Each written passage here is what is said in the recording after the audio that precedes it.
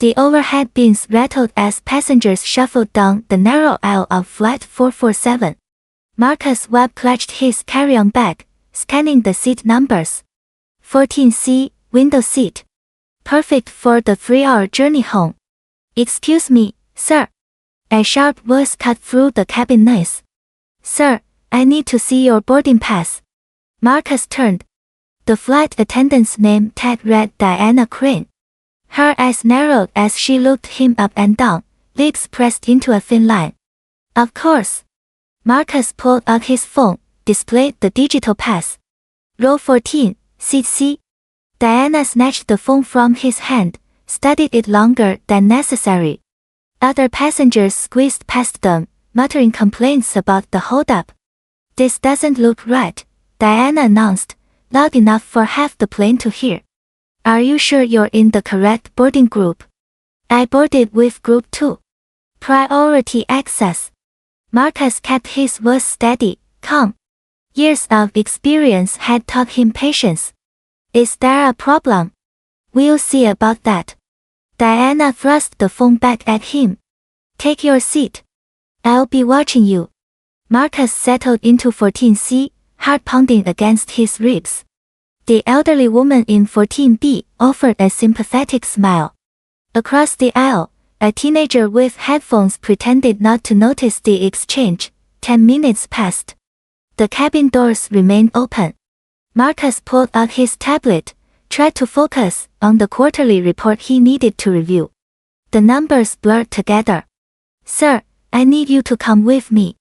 Diana appeared beside his row, arms crossed. 2 other flight attendants flanked her, looking uncomfortable. What's going on? Marcus asked. Several passengers reported suspicious activity. You've been acting nervous, fidgeting. I need you to deplane immediately. The cabin fell silent. Every eye turned toward row 14. Marcus felt heat rise up his neck, but he kept his expression neutral. I haven't done anything suspicious. I've been sitting here reading. Don't make this difficult. Diana's voice dripped with false authority. We have protocols. Security concerns override everything. The woman in 14B spoke up, her voice trembling but firm. I've been sitting right next to him. He hasn't done anything wrong. He's just been working on his tablet. Diana whipped around. Ma'am, I don't recall asking for your input. This is a safety matter. Then explain the safety concern, Marcus said, standing slowly. At 6'2", he towered over Diana, but he kept his hands visible, movements deliberate. What exactly have I done that threatens this aircraft? You're being argumentative. That's enough reason right there. I'm asking legitimate questions. Marcus pulled out his wallet, extracted a card. I'm an aerospace engineer. I literally design safety systems for commercial aircraft. I work with the FAA on regulatory compliance. So please, tell me which protocol I've violated. Diana's face flushed red. I don't care what you claim to be. You're leaving this plane, or I'm calling security. Call them, Marcus said quietly. Because I'm not moving until someone gives me a valid reason. The standoff stretched. Passengers shifted in their seats. Someone coughed. A baby cried 3 rows back, then the cabin door opened, 2 men in dark suits entered, badges already out. The lead investigator, a gray-haired man with sharp eyes, surveyed the scene. His partner, a younger woman with a tablet under her arm, began recording on her phone. Flight attendant Crane. The lead investigator's voice carried authority. I'm Senior Investigator Raymond Cole, Federal Aviation Administration. This is Inspector Janet Torres. We need to speak with you immediately. Diana's confidence cracked. I'm in the middle of a situation here. We know. Inspector Torres stepped forward. We've been monitoring this aircraft as part of an ongoing investigation. We have audio from the gate area and cabin recordings from the past 15 minutes. Marcus felt the tension in his shoulders ease slightly. The elderly woman beside him let out a small gasp. This is highly irregular, Diana stammered. I was just following procedure. Procedure?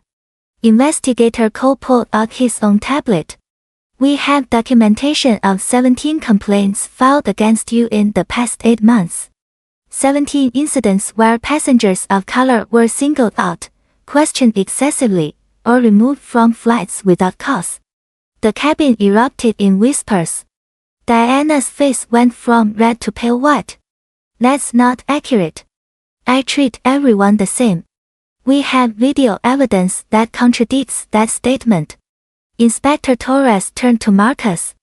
Mr. Webb, we apologize for this situation. Your cooperation in our investigation would be appreciated, but you're free to continue on this flight. Wait, you can't just embarrass me in front of everyone. Diana's voice rose, shrill with panic. I have rights. I was doing my job. Your job is to ensure passenger safety, not to harass paying customers based on racial bias. Investigator Cole's words felt like hammer strikes. You violated federal anti-discrimination statutes. You abused your authority. And you created a hostile environment. A man in row 12 stood up. I saw the whole thing. She targeted him the second he walked on board. I've got it on video if you need it. Me too, said a woman near the front. I was recording for my travel blog.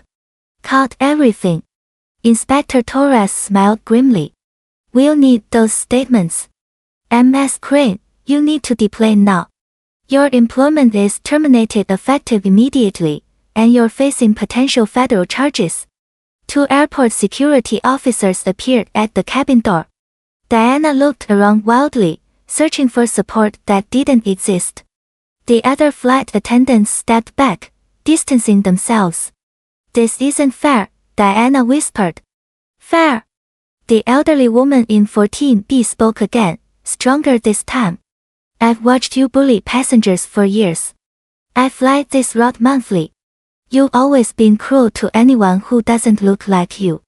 It's about time someone stopped you. Security escorted Diana off the aircraft. Her protests faded as she disappeared down the jetway. The cabin remained frozen, processing what just happened. Investigator Cole addressed the passengers. We apologize for the delay. The flight will depart shortly with a replacement crew member. Thank you for your patience and your willingness to speak up. That's how we create real change. As the investigators left, passengers broke into spontaneous applause. Marcus sank back into his seat, hands shaking now that the adrenaline was fading.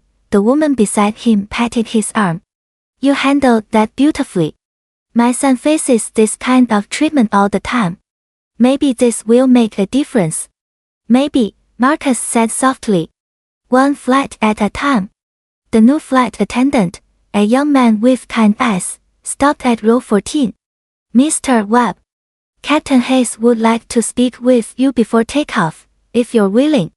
Just to apologize personally. Marcus nodded, followed him to the cockpit.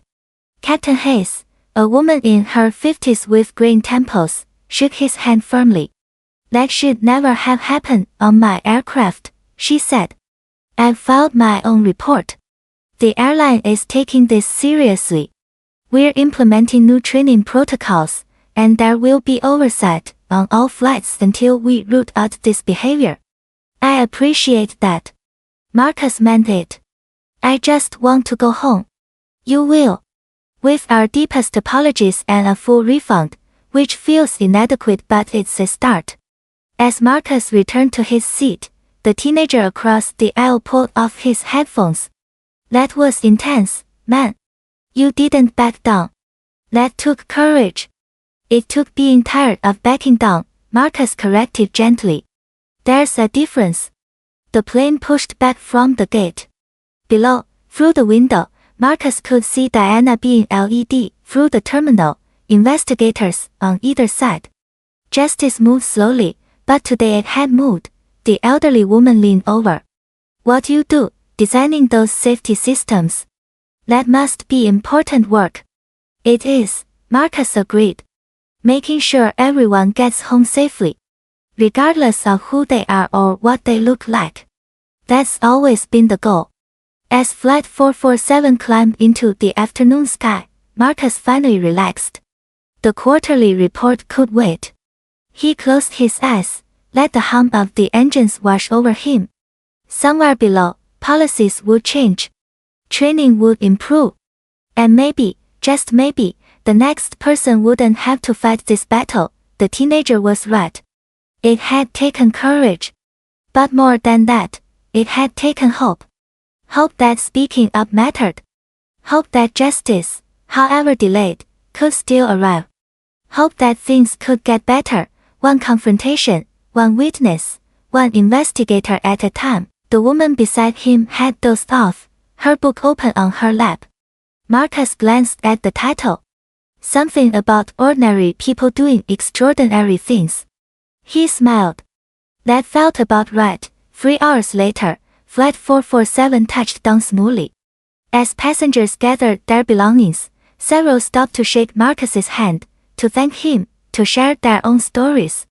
The connections formed in crisis, the solidarity born from injustice confronted. Marcus stepped into the terminal, took a deep breath. Home. Finally. His phone buzzed. A text from investigator call. They wanted his full statement, his expertise on airline protocols, his voice in the reform process. He typed back a single word.